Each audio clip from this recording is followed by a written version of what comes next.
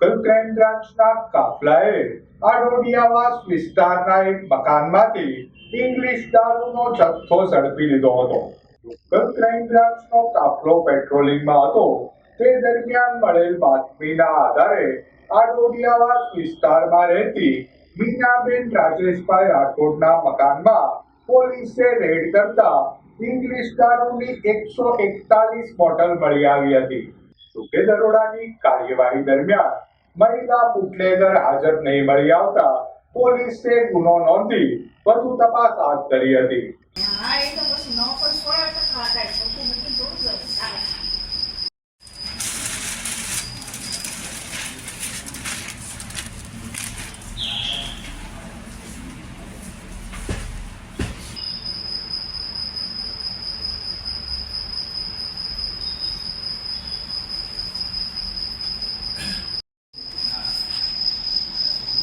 હા, જોઈ લો.